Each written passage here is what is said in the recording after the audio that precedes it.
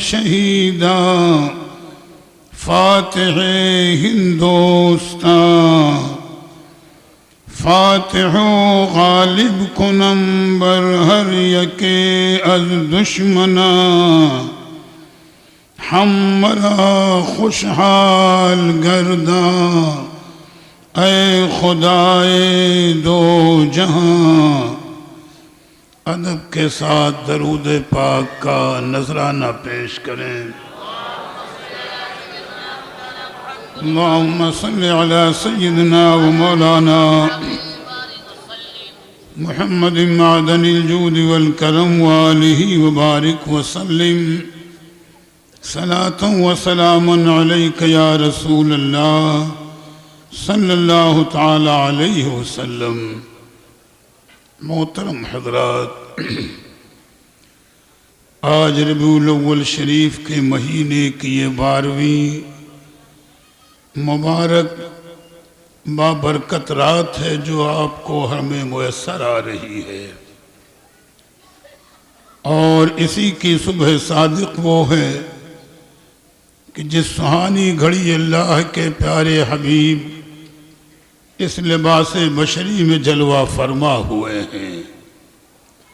تو آج کی یہ رات ہو یا آنے والا صبح صادق کا مبارک وقت ہو، یہ تمامی ساعتیں ہمارے لیے باعث رحمت ہیں، باعث برکت ہیں۔ پروردگار عالم ان مبارک وقتوں کی قدر و منزلت کی ہمیں توفیق عطا فرمائے، اور ہماری زندگیوں میں بار بار یہ مبارک موقع میسر آئے، اور ہم اس وقت کی رحمتوں سے اپنے دامنوں کو ہمیشہ بھرتے رہیں۔ ذہن کو حاضر کر لیں، چونکہ مسلسل میری تقریروں کا سلسلہ اللہ کے پیارے حبیب کی سیرت پاک سے متعلق رہا، اور اگرچہ سیرت پاک پر تفصیلاً بیان کرنے کے لیے وقت کی بھی صلاحیت کی ہر چیز کی ضرورت ہے، آج بھی تھوڑی دیر کی گفتگو اللہ کے پیارے حبیب کی سیرت پاک سے متعلق اسی ترتیب کے مطابق ہوگی، اور تھوڑی دیر آخر میں حصول برکت کے لیے ان چند روایتوں کا بھی تذکرہ ہم کریں گے جس میں اللہ کے پیارے حبیب کی تشریف آوری کا تذکرہ ہے، اور یہیں پر ذہن میں یہ بات رہے کہ رب کریم کا اگر کرم ہوا اور وہ وقت ملا جیسا ہمارا آپ کا 11ویں شریف کے جلسوں کا بھی ایک معمول ہے، تو احباب کا بھی مشورہ، خود اپنی میری بھی خواہش کہ ان جلسوں میں بھی ہماری چند تقریریں سرکار کی سیرت کی اسی ترتیب پر ہوں گی، اور چند تقریریں سرکار غوثیت مآب کی سیرت پاک سے متعلق ہوں گی۔ اس مبارک ساتھ میں ایک دعا یہ ضرور کریں،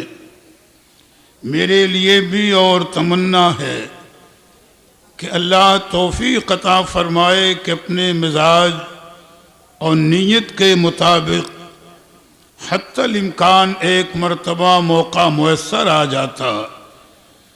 کہ سرکار کی سیرت پاک کو ولادت پاک سے لے کر اور وصال شریف تک سکون و اطمینان سے بیان کرنے کا شرف حاصل ہو جاتا، تو یہ ہمارے لیے بھی سننے والوں کے لیے بھی بڑی سعادت ہوتی، اور یہ بھی ارادہ ہے کہ اگر موقع ملا تو جو تقریروں میں آپ نے باتیں سنی ہیں ہم اس کو اپنے انداز پر کوشش کریں گے کہ کتابی شکل میں بھی اس کو ہم لکھ لیں تاکہ آنے والی نسلوں کے بھی یہ چیزیں کام آ سکیں۔ دعا فرمائیں اور ایک مرتبہ درود پاک پڑھنے تو میں گفتگو کا آغاز کروں۔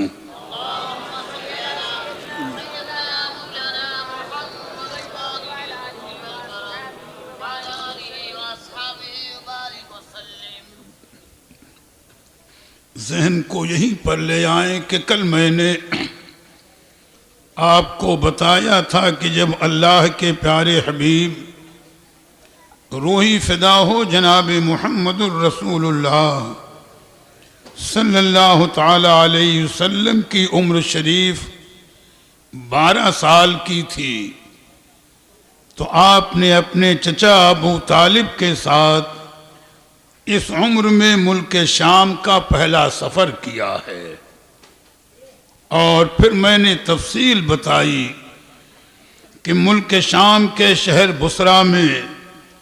آپ جب تشریف لے گئے تو وہاں جو عیسائیوں کا قدیم عبادت خانہ تھا اور ان میں جو ان کا عابد بحیرہ راہب نام کا رہتا تھا، اس نے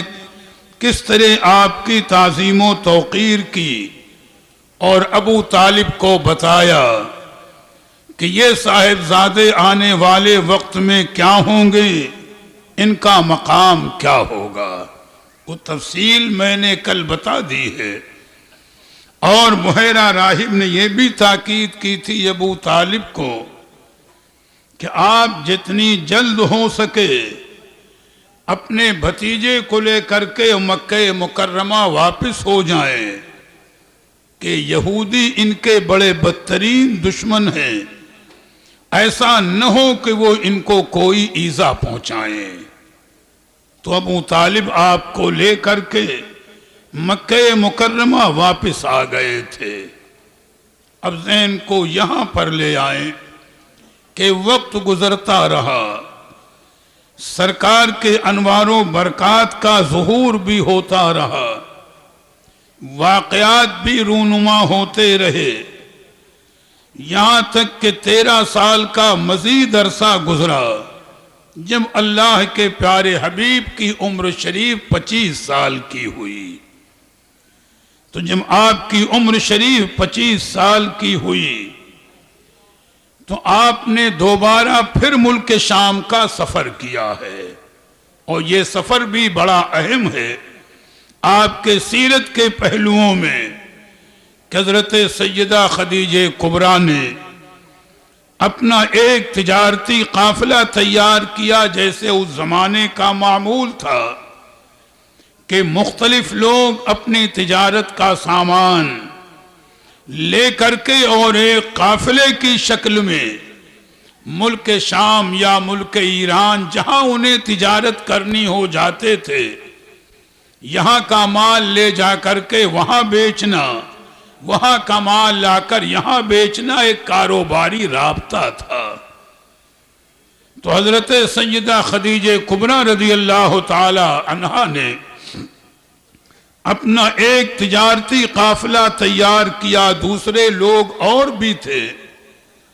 اور اپنے قافلے کی سربراہی، نگرانی اور ذمہ داری انہوں نے اللہ کے پیارے حبیب کو سونپی، چونکہ اللہ کے پیارے حبیب کی صداقت، امانت، سچائی ہر چیز کی ہر طرف شہرت تھی، اور اگر سرکار کی صداقت اور سچائی کی شہرت پر ہم روایتیں بیان کریں تو ایک تفصیلی وقت چاہیے، مگر ایک روایت میں نے اس سے پہلے بھی کبھی عرض کی ہوگی، چند لفظوں میں اسے میں بیان کر دوں کہ بڑا سے بڑا دشمن بھی آپ کا، آپ کے امین ہونے کا قائل تھا، آپ کی سچائی کا قائل تھا، کسی کے منہ میں زبان نہیں تھی جو آپ کو معاذ اللہ جھوٹا کہہ سکے۔ چنانچہ بغیر کسی تفصیلی تمہید کے یہ ذہن میں بات رکھیں، اس روایت کو میں تھوڑا سا موضوع سے الگ ہٹ کر آپ کو سمجھا رہا ہوں۔ یہ اس وقت کا تذکرہ ہے کہ جب ابو جہل 1000 کا لشکر لے کر میدان بدر میں ٹھہرا ہوا ہے، سرکار بھی 313 صحابہ کو لے کر آئے تھے. بدر کی تفصیل نہیں بتانی. جنگ ہونے سے پہلے رات کا وقت ہے. ابو جہل اپنے خیمے میں ہے اور تنہا ہے. ایک شخص آیا جس کا نام اخنس ابن شریق، یہ منافق تھا اور بہت ہی چہل باز اور ہوشیار. ابو جہل کے خیمے میں آیا، بات کو سننا غور سے، اور آنے کے بعد یہ کہتا ہے کہ یا ابا الحکم اخبرنی عن محمد ہوا صادق ام کاذب. یعنی اے ابو جہل مجھے بتا محمد صلی اللہ علیہ وسلم کے بارے میں کہ وہ سچے ہیں یا جھوٹے. اخنس ابن شریق منافق ہے، سوال کر رہا ہے. کس سے؟ ابو جہل سے. اور رات کا وقت ہے، دوسرے دن گویا جنگ بدر ہونی ہے اور واقعہ ہونا ہے. اور منافق یہ بھی کہتا ہے کہ وَلَيْسَ غَيْرِي وَغَيْرُ کھا ہونا. اور دیکھ یہ بھی سوچ لے کہ یہاں تیرے اور میرے علاوہ، دو کے علاوہ کوئی تیسرا نہیں ہے. جو سچی بات ہے وہ بیان کرنا. اخنس ابن شریق سوال کر رہا ہے، پوچھ رہا ہے. تو بھئی ابو جہل کی گردن پر کوئی تلوار تو نہیں تھی. 1000 لشکر کے گھیرے میں ہے، اپنے خیمے میں ہے. اگر چاہتا تو سرکار کو بلا بھلا کہتا، بھئی لڑنے ہی آیا تھا، بدترین دشمن تھا. لیکن فرقول ہے کہ الفضل ما شہدت بہ الاعداء، بزرگی وہ ہے جسے دشمن بھی تسلیم کر لے. اور یہ بھی کہا گیا ہے کہ الحق یعلو ولا یعلا، حق خود بلند ہے، کسی کے بلند کرنے کا محتاج نہیں ہے. تو اپنے نبی کی حقانیت دیکھو، اپنے نبی کی صداقت دیکھو. جو میں ذہن آپ کا بنانا چاہتا ہوں کہ جب اخنس ابن شریق نے سوال کیا کہ ابو جہل مجھے محمد صلی اللہ علیہ وسلم کے بارے میں بتا کہ وہ سچے ہیں یا جھوٹے، اور یہاں پر میرے اور تیرے علاوہ تیسرا کوئی نہیں ہے، سچ بات بولنا. تو ابو جہل کیا کہتا ہے؟ قدرت نے حق بات اس کی زبان سے نکلوا دی. ابو جہل کہتا ہے واللہ ان محمدا لصادق وما کذا محمد قط. یعنی اے اخنس ابن شریق سن، واللہ خدا کی قسم، انا کے معنی بے شک اور لام کے معنی ضرور. یعنی وہ کہتا ہے خدا کی قسم بے شک محمد ضرور سچے ہیں. ابو جہل اقرار کر رہا ہے، میدان بدر کی بات ہے کہ خدا کی قسم بے شک محمد ضرور سچے ہیں. اور آگے اور پھر کہتا ہے وما کذا محمد قط. اے اخنس ابن شریق محمد تو کبھی جھوٹ بولے ہی نہیں. میاں اب اس سے بڑھ کر شہادت کیا ہوگی؟ اب اس سے بڑھ کر سرکار کے حقانیت پر گواہی اور کیا کہ بدترین دشمن اقرار کر رہا ہے کہ اللہ کے پیارے حبیب سچے ہیں اور کبھی جھوٹ بولے ہی نہیں. آخری ٹکڑا بات کا عرض کر دوں، اور کبھی سرکار کی سیرت میں جنگ بدر کی تفصیل کا معاملہ آیا تو تفصیل عرض کروں گا. تو اخنس ابن شریق کہتا ہے کہ اے ابو جہل، جب اتنی تاکید کے ساتھ، قسم کے ساتھ تو اقرار کر رہا ہے کہ محمد صلی اللہ علیہ وسلم سچے ہیں تو ایمان کیوں نہیں لاتا؟ کلمہ تو پڑھ لینا چاہیے، ایمان تو لانا چاہیے. لیکن میاں جب حسد کا غلبہ ہو جائے، دل تاریک ہو جائے، حسد اور نفسانیت کا غلبہ ہو تو چمکتا ہوا دوپہر کا آفتاب بھی نظر نہیں آتا، ہر طرف اندھیرا ہی نظر آتا ہے. تو ابو جہل کہتا ہے یہ کوئی پوچھنے کی بات ہے کہ میں ایمان کیوں نہیں لاتا؟ تو سن، اذا ذہب بنو قصیہ باللواء والسقایت والحجابت والنبوت فماذا یکون لسائر القریش، کہ جب محمد صلی اللہ علیہ وسلم کے خاندان والے جھنڈا اٹھانے کا کام وہ کریں، غلاف کعبہ وہ پہنائیں، حاجیوں کو پانی وہ پلائیں، یہاں تک کہ نبوت بھی ان کو مل گئی، تو ہمارے لیے کیا بچا مخالفت؟ اس لیے بات سمجھ میں آ گئی کہ دشمن اندھا اور بہرا ہوتا ہے، وہ کمال کو دیکھ نہیں سکتا۔ تو مجھے سمجھانا یہ تھا کہ اللہ کے پیارے حبیب کی امانت داری، صداقت، سچائی،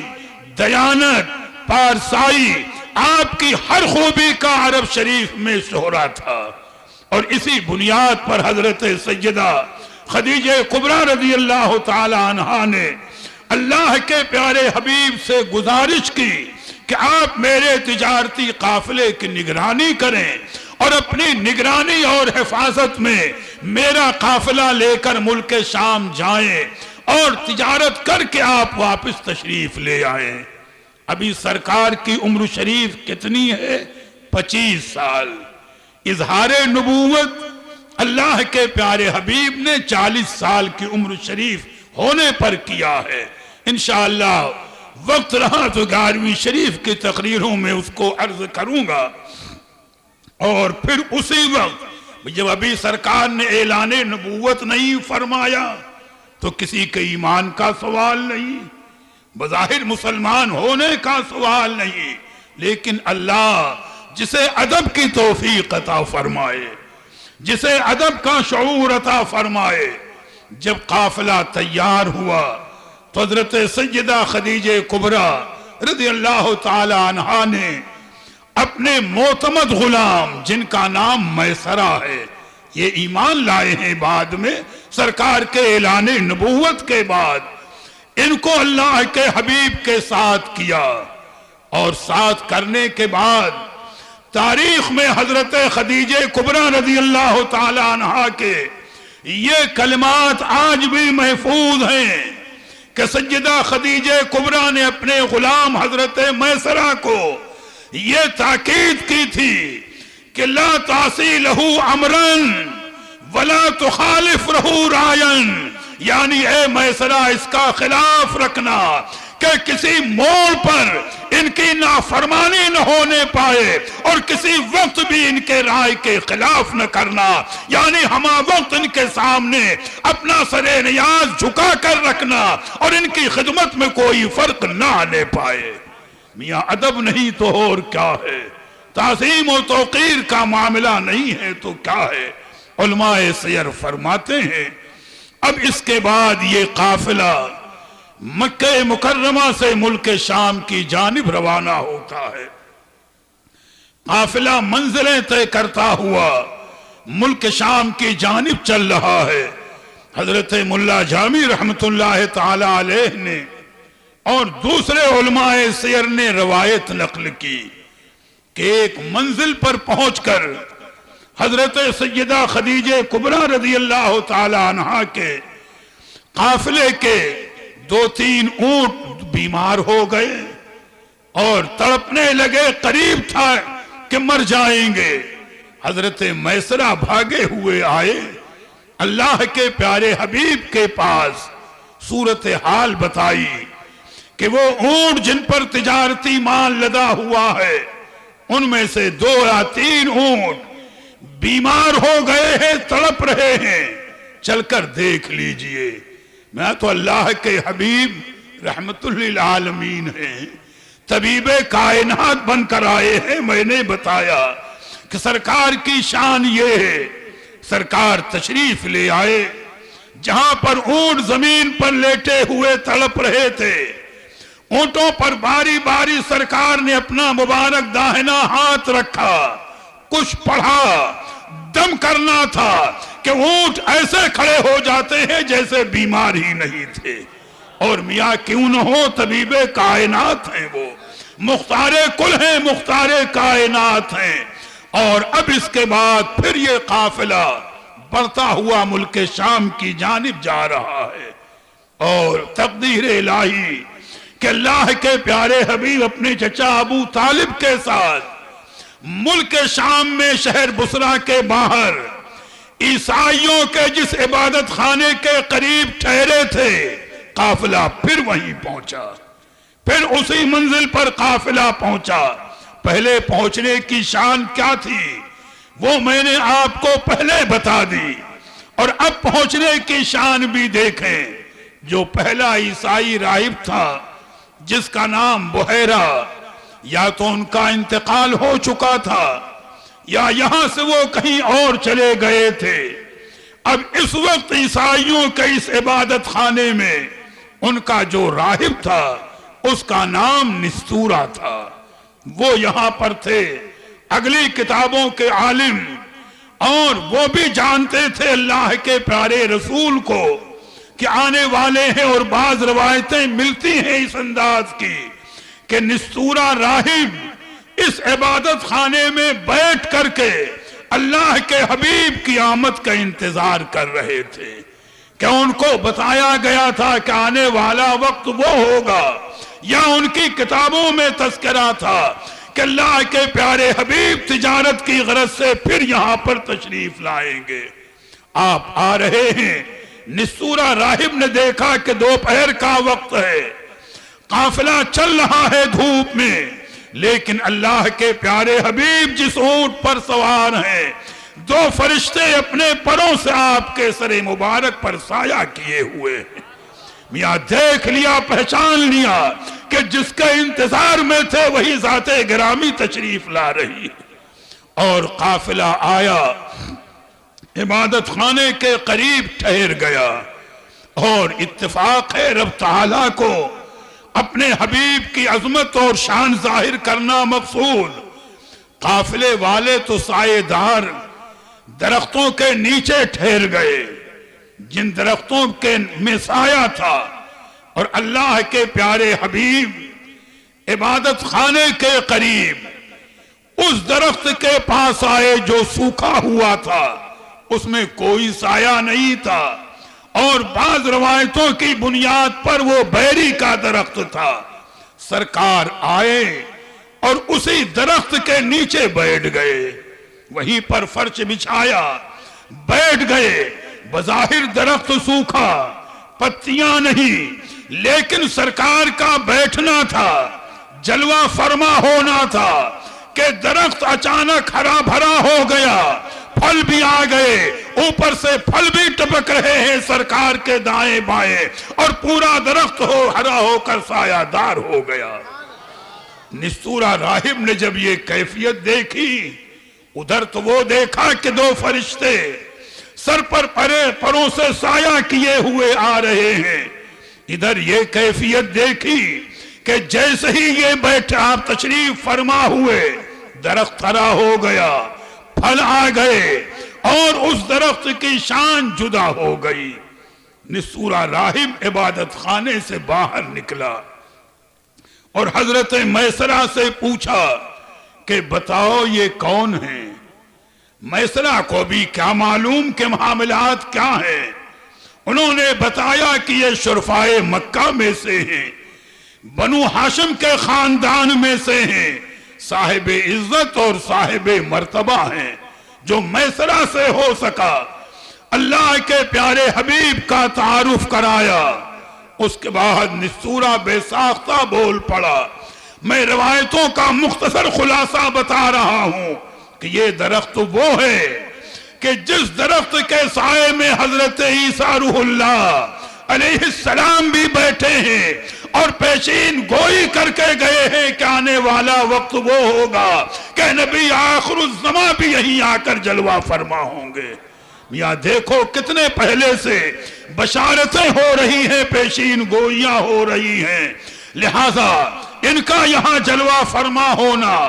اور درخت کا ہرا بھرا ہونا یہ دلیل ہے کہ یہی نبی آخر الزمان ہے، اور عنقریب یہ دنیا میں اپنی نبوت کا اظہار و اعلان فرمائیں گے۔ پھر نستورہ قریب آئے، اللہ کے پیارے حبیب کے علماء فرماتے ہیں، علماء سیر، کہ جیسے پروانہ شمع پر نثار ہوتا ہو، چاروں طرف سرکار کے گھوم رہے ہیں، کتاب ہے کوئی قدیم یا ورق، اس کو پڑھ رہے ہیں، نشانیاں ملاتے جا رہے ہیں، اور سرکار سے عرض کیا کہ حضور کرم فرما کر کے اپنے دونوں شانوں کا درمیانی حصہ مجھے دکھا دیں۔ سرکار نے جب کپڑا ہٹایا تو دونوں شانوں کے درمیان مہر نبوت شریف نسورہ کو نظر آئی، جس پر لکھا ہوا تھا لا الہ الا اللہ محمد الرسول اللہ۔ محبت سے چوم لیا اور برجستہ کہنے لگے کہ میں گواہی دیتا ہوں کہ آپ اللہ کے پیارے رسول ہیں، میں گواہی دیتا ہوں کہ آپ نبی آخر الزمان ہیں، اور میں گواہی دیتا ہوں کہ آج آپ وہ مبارک ہستی ہیں کہ جن کی بشارت حضرت عیسیٰ روح اللہ دے کر کے گئے۔ اور نسطورہ بار بار یہی کہتے تھے کہ کاش اگر مجھے وہ وقت ملتا کہ جب آپ اعلان نبوت فرمائیں گے،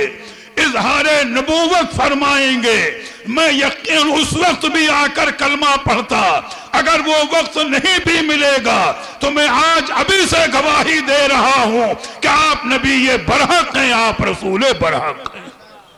اس کے بعد میسرہ سے کہا کہ ملک شام میں زیادہ آگے نہ جائیں، جہاں تک ہو سکے جلد واپسی ہو جائے، کہ یہودی بدترین دشمن ہیں، ایسا نہ ہو کہ وہ آپ کو ایذا پہنچائیں۔ اللہ کے پیارے حبیب نے تجارت کا کام پورا کیا۔ علماء فرماتے ہیں کئی گنا نفع ہوا، اور تجارت کا کام مکمل کرنے کے بعد اب یہ قافلہ پھر ملک شام سے یعنی بصرہ سے مکہ مکرمہ کی جانب روانہ ہو رہا ہے۔ درود پاک پڑھنے تو تھوڑی سی تفصیل رہ گئی ہے، عرض کر دوں۔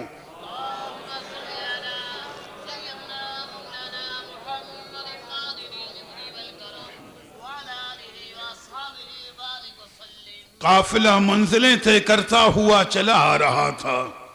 ابو جہل بھی اتفاقاً اس قافلے میں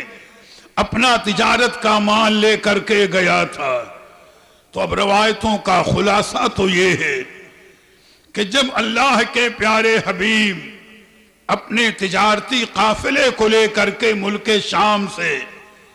ایک منزل جس کا نام مرعو الزہران ہے وہاں پہنچے،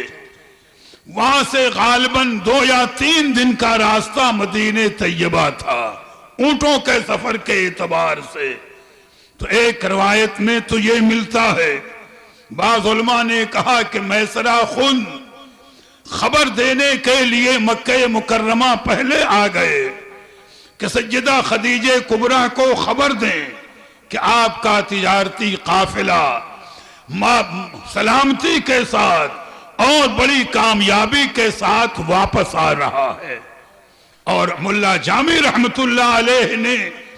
شواہد النبوت میں یہ روایت نقل فرمائی کہ مشورہ یہ ہوا، حضرت میسرہ نے یہ رائے دی کہ اللہ کے پیارے حبیب کو آگے روانہ کر دیا جائے کہ یہ مکہ مکرمہ پہنچ کر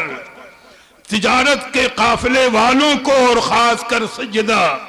خدیجہ کبریٰ کو بشارت دے دیں، یعنی خوشخبری سنا دیں کہ قافلہ سلامتی کے ساتھ اور کامیابی کے ساتھ واپس آ رہا ہے۔ تو علامہ جامع لکھتے ہیں کہ ابو جہل نے مخالفت کی، کہا اے میسرہ یہ بھی نوعمر ہیں، ابھی انہوں نے اتنا سفر نہیں کیا، کہیں ایسا نہ ہو کہ راستہ بھول جائیں۔ میسرہ نے کہا بظاہر تیری نظر میں ان کی عمر کم سہی لیکن عقل بہت زیادہ ہے، دانائی اور شعور بہت زیادہ ہے، راستہ بھولنے کا سوال نہیں، آپ ہی تشریف لے جائیں گے۔ چنانچہ اللہ کے پیارے حبیب تنہا محض قافلے کی خوشخبری سنانے کے لیے مکہ مکرمہ کی جانب روانہ ہو گئے۔ نظام قدرت کہ سرکار اونٹ پر تشریف فرما ہے، بتقاضائے بشری من جانب الہی نیند کا غلبہ ہو گیا۔ سرکار کی آنکھ لگ گئی، اونٹ ایک جانب چل رہا ہے۔ حضرت ملا جامی رحمت اللہ علیہ لکھتے ہیں کہ اسی وقت حضرت روح الامین علیہ السلام کو حکم ربی ہوتا ہے کہ جبریل جاؤ میرے محبوب کے اونٹ کی نکیل پکڑ لو، زمین کو سمیٹ دو، انہیں مکہ مکرمہ پہنچا دو، منزل آسانی سے طے ہو جائے۔ میاں سوچو تو صحیح کہ اونٹ پر اللہ کے پیارے حبیب آرام کر رہے ہیں، آنکھ لگ گئی ہے، حضرت روح الامین علیہ السلام اونٹ کی نکیل پکڑے ہوئے آپ کو سفر کرا رہے ہیں۔ شان محبوب تو دیکھو، اللہ کے حبیب کا مقام تو دیکھو، اور جب مرضی رب زمین سمیٹ دی گئی تو روایت کا خلاصہ غالباً یہی ہے کہ سرکار اسی دن مکہ شریف پہنچے، حضرت خدیجہ کبریٰ کو قافلے کے متعلق خوشخبری سنائی، اور انہوں نے جو ایک خط میسرہ کے نام لکھا اس کو لیا، اور اسی دن شام سے پہلے پھر قافلے میں واپس آ گئے۔ جب قدرت دستگیری فرما رہی ہو، رب تعالیٰ کا کرم شامل حال ہو، تو میاں وہاں کسی کی کوئی گنجائش نہیں ہے۔ ابو جہل نے جب سرکار کو آتے ہوئے دیکھا تو میسرہ سے کہنے لگا، دیکھو میری بات سچی نکلی، تم نے ان کو اکیلے روانہ کیا تھا، یہ گئے راستہ بھول گئے واپس آ گئے۔ حضرت میسرہ خاموش ہیں کہ جب سرکار قریب آئے تب تو حقیقت معلوم ہو، اور جب سرکار قریب پہنچے حضرت خدیجہ کبریٰ کا خط میسرہ کو دیا کہ میں نے یہ کہا، ان کا یہ جواب ہے۔ ابو جہل کی شرمندگی کی پھر انتہا نہ رہی، وہ ظالم وہاں پر بھی ذلیل ہوا۔ اور اب آخری موڑ اس واقعے کا، واقعہ تو تفصیل طلب ہے، بھئی 2-3 دن کی منزلیں تھی، قافلہ سفر کرتا ہوا جب مکہ مکرمہ کے قریب پہنچا ہے، دوپہر کا وقت تھا، مکہ شریف میں ایک شور تھا کہ تجارتی قافلہ واپس آ رہا ہے، کامیابی کے ساتھ بامراد ہو کر کے۔ حضرت سیدہ خدیجہ کبریٰ اپنے مکان کی چھت پر یا مکان کے بالا خانے کی کھڑکی کے قریب بیٹھی ہوئی قافلے کے آنے کے منظر کو دیکھ رہی تھی۔ علماء سیر فرماتے ہیں کہ جب ان کی نگاہ اٹھی تو سب سے آگے اللہ کے پیارے حبیب کا اونٹ آ رہا ہے جس پر سرکار جلوہ فرما ہے۔ سیدہ خدیجہ کبریٰ دیکھ رہی ہیں کہ دوپہر کا آفتاب روشن ہے، دھوپ نکلی ہوئی ہے، تیز دھوپ ہے، مگر اللہ کے حبیب کے مبارک سروں پر 2 فرشتے اپنے پروں کا سایہ کیے ہوئے چلے آ رہے۔ میاں جب یہ شان دیکھ لی اللہ کے حبیب کی تو معتقد تو پہلے بھی تھی، لیکن یہ شان دیکھنے کے بعد آپ کے دل میں اللہ کے پیارے حبیب کی عظمت اور شخصیت کا جو اثر ہوا وہ اندازہ لگانا آسان نہیں ہے۔ اور اب قافلہ مدینہ طیبہ مکہ مکرمہ سلامتی کے ساتھ پہنچ گیا۔ اللہ کے پیارے حبیب نے جن کا مال تھا پوری دیانتداری کے ساتھ سب کو ان کا مال پہنچا دیا، اور اب تفصیل کے آگے گنجائش نہیں، بس اتنا ذہن میں رہے کہ اسی تجارتی قافلے کے سفر کی تکمیل کے چند دنوں کے بعد اللہ کے پیارے حبیب نے سیدہ خدیجہ کبریٰ سے نکاح فرمایا ہے۔ اس وقت اللہ کے حبیب کی عمر شریف 25 سال تھی اور سیدہ خدیجہ کبریٰ کی عمر شریف 40 سال تھی۔ اس مضمون کو میں یہیں پر مکمل کر رہا ہوں، اللہ نے چاہا تو 11ویں شریف کے آنے والی تقریروں میں دعا کریں کہ سرکار کی پاکیزہ سیرت کے اور پہلوؤں کو میں آگے تک کچھ عرض کر سکوں۔ اب درود پاک پڑھ لیں تو سرکار کی پیدائش پاک سے متعلق چند روایتیں عرض کر کے آج کی مبارک محفل کی تکمیل ہو جائے۔ درود پاک پڑھ لیں۔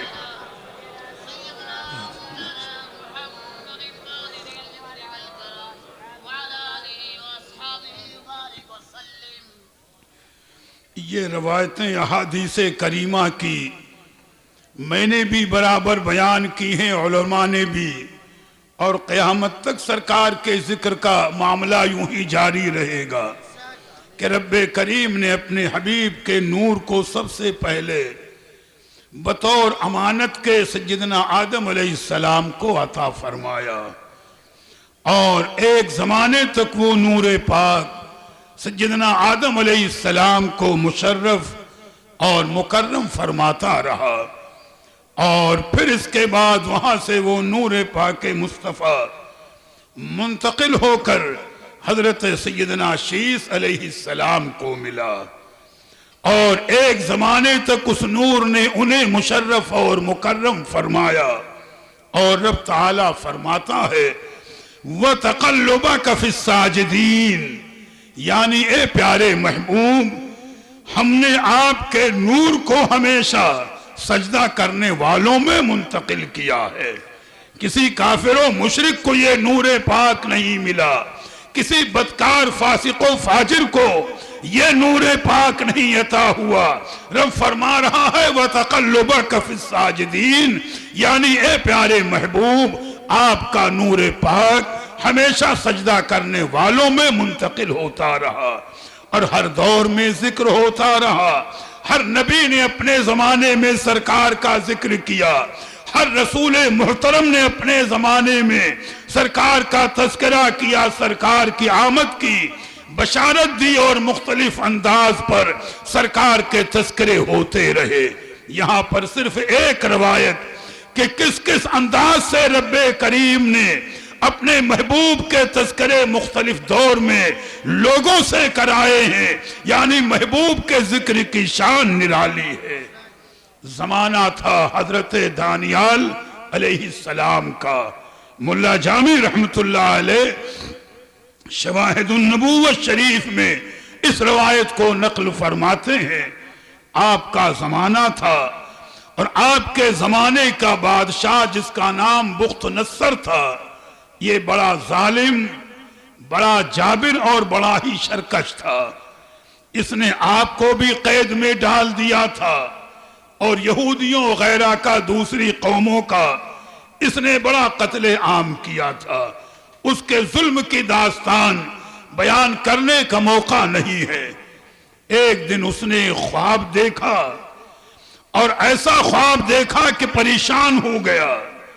اور خواب دیکھنے کے بعد جب بیدار ہوا تو خواب بھول بھی گیا خواب کو، اور پریشان بھی تھا۔ تو اس زمانے میں جو اس کے دربار کے جادوگر، کاہن، نجومی جو لوگ ہوتے تھے، ان سب کو جمع کیا اور کہا دیکھو ہم نے تمہاری برسوں پرورش کی ہے اور تمہیں پالا ہے، لہٰذا تم میرا خواب بھی بتاؤ اور تعبیر بھی، ورنہ ایک ایک کو قتل کر دوں گا۔ اب تو سب کی جان کی بن پڑی۔ ارے بھئی خواب بتاتا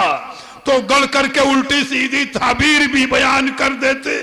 اب کیا پتا کہ اس نے خواب کیا دیکھا اور تعبیر کیا بتائے۔ اب تو ان جادوگروں کا حال خراب، اور برابر دھمکی دے رہا تھا کہ اگر نہیں بتاؤ گے 3 دن کی مہلت ہے تو قتل کر دیں گے۔ ارے بھئی جب ظالم سے پالا پڑ جائے تو پھر کوئی تدبیر جلدی کارگر نہیں۔ لیکن علماء فرماتے ہیں یہاں تو اپنے رب کو، اپنے حبیب کی شان ظاہر کرنا تھی، اپنے حبیب کی عظمت کو بیان کرنا منظور تھا۔ لہذا جب جیل کے اندر حضرت علیہ السلام کو اطلاع ملی کہ معاملہ یہ ہوا تو آپ نے وہاں سے پیغام بھیجا کہ بخت نصر سے کہو کہ اگر وہ مجھے جیل سے باہر نکالتا ہے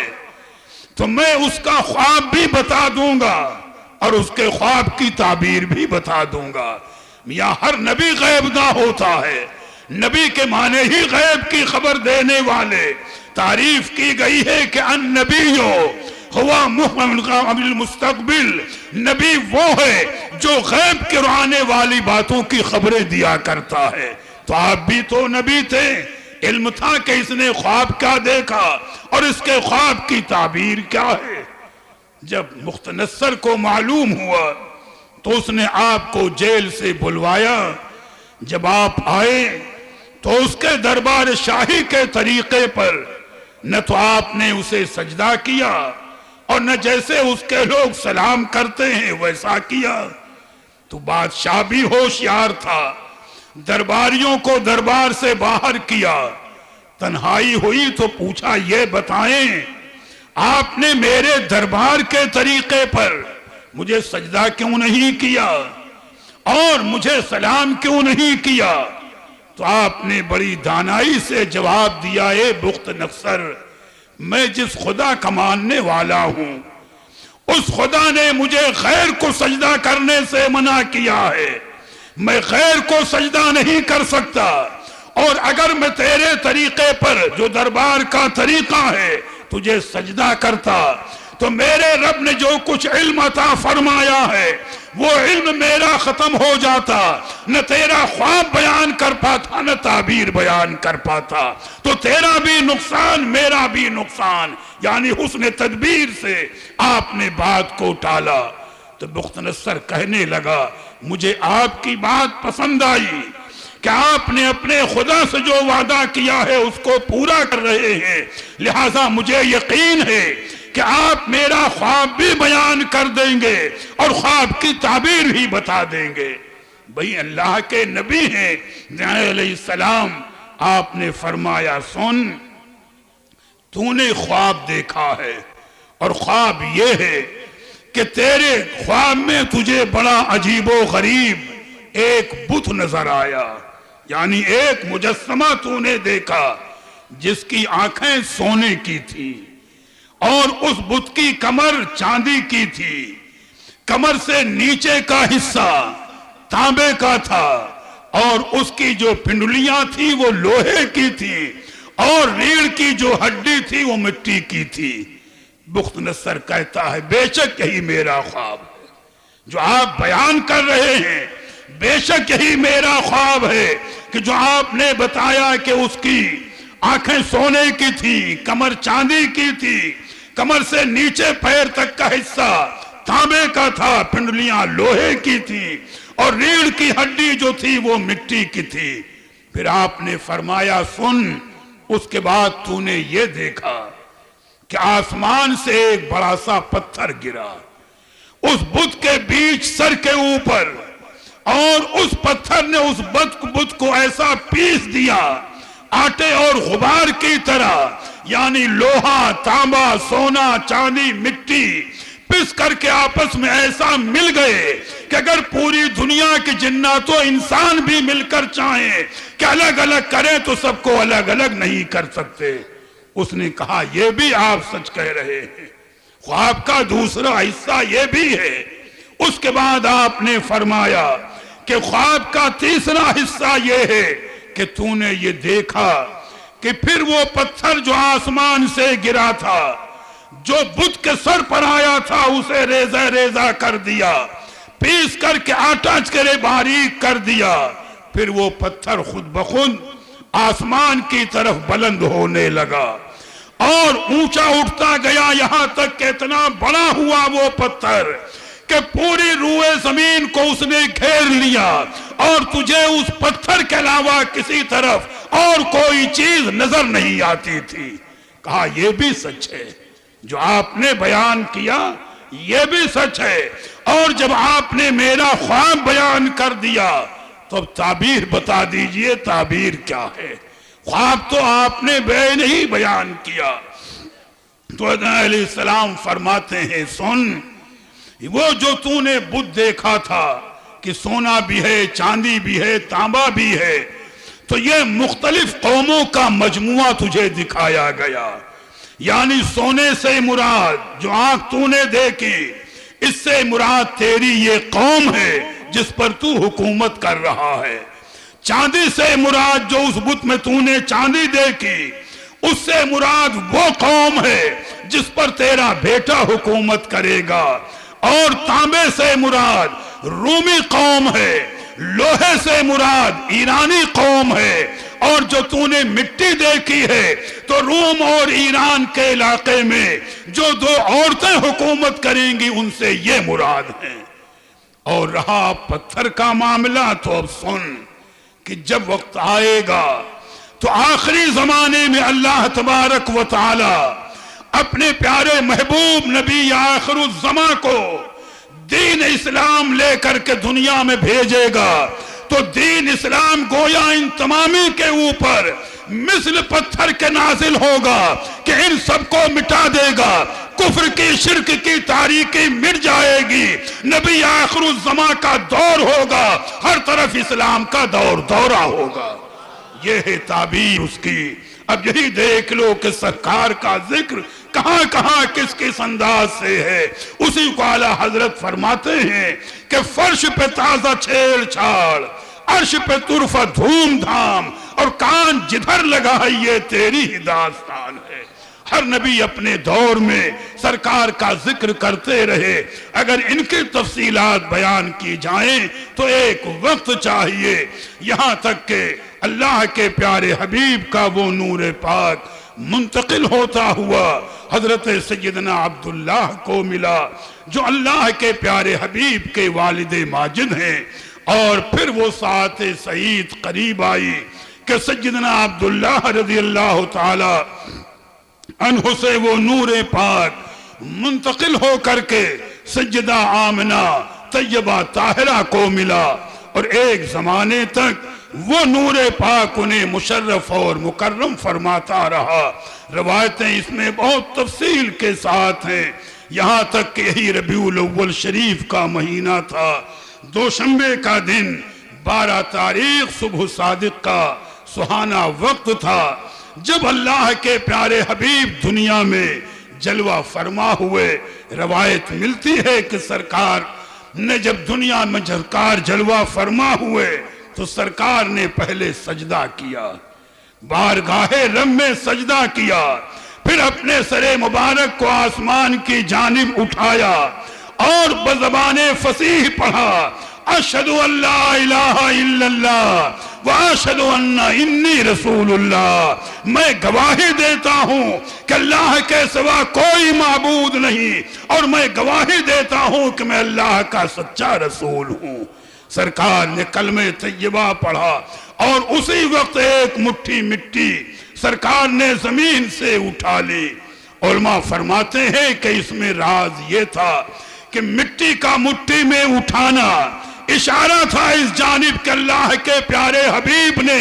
پوری روئے زمین اور کائنات پر قبضہ کر لیا ہے، یہ کائنات کے مالک و مختار بن کر کے آئے ہیں۔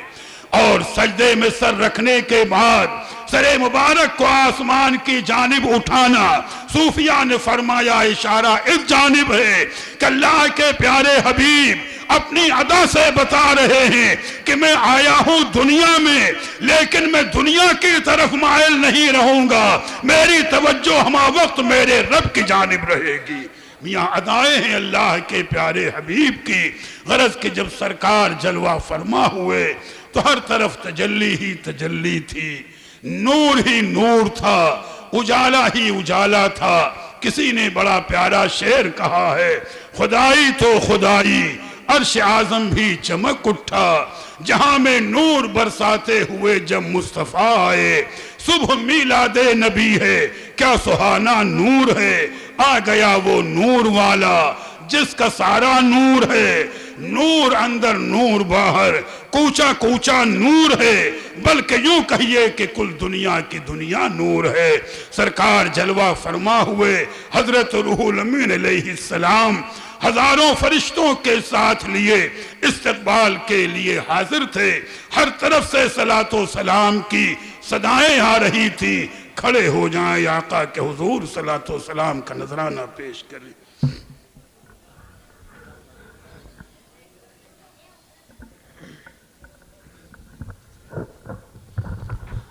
مصطفیٰ جان رحمت پہ لاکھوں سلام، مصطفیٰ جان رحمت پہ لاکھوں سلام، شمع بز میں ہدایت پہ لاکھوں جب ہوا ذوفِ گن دینوں دنیا کا چاند آیا خلوت سے جلوت میں اسرا کا چاند نکلا جس وقت مسعود بطحا کا چاند جس سہانی گھڑی چمکا طیبہ کا چاند اس دل افروز ساعت پہ لاکھوں سلام مصطفیٰ جان رحمت پہ لاکھوں سلام شمع بز میں ہدایت پہ ہے خدایا کرم بار تیرے جناب از تو پھیلے جناب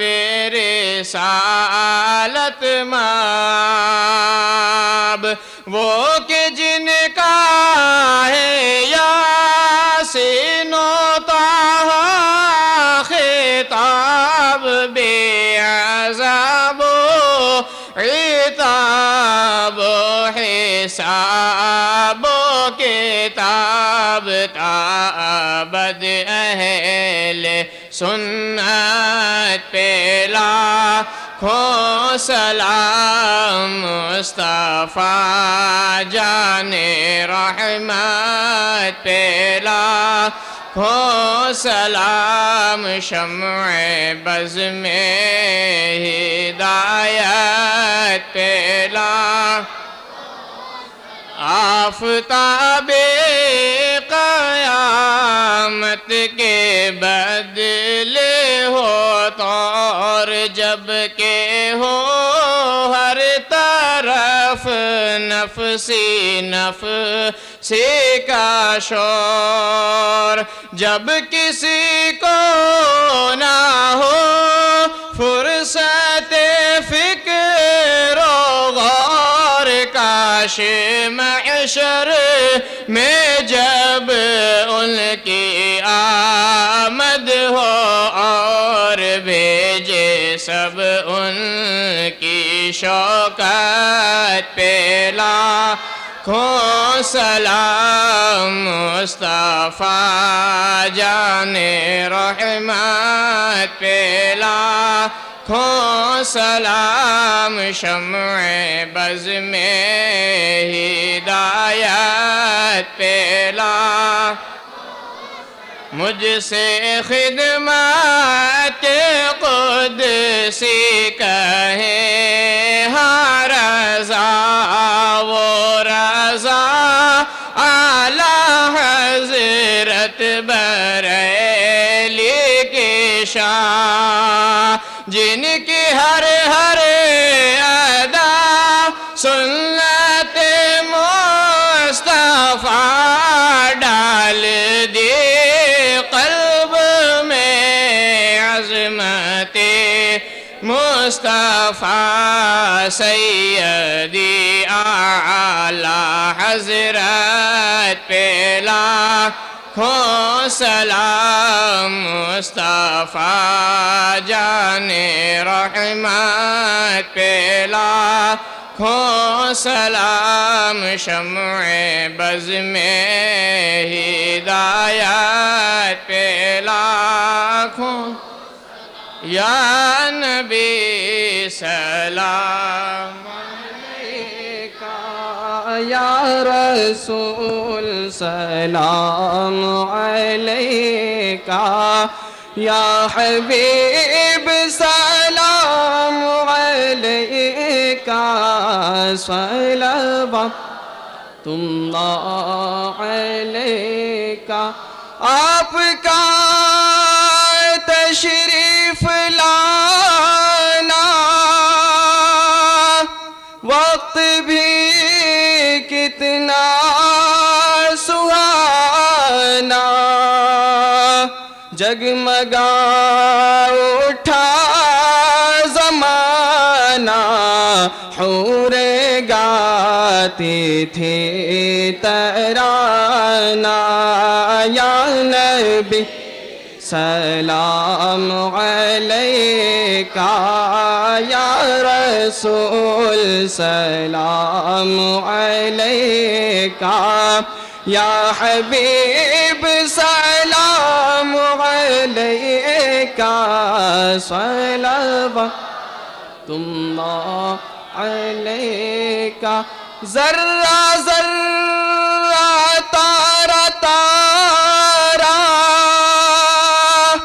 قطرہ قطرہ دریا دریا جب ہوئے سرکار پیدا سارا عالم کہہ رہا تھا یا نبی سلام علیکہ یا رسول سلام علیکہ یا حبیب سلام علیکہ صلوات اللہ علیکہ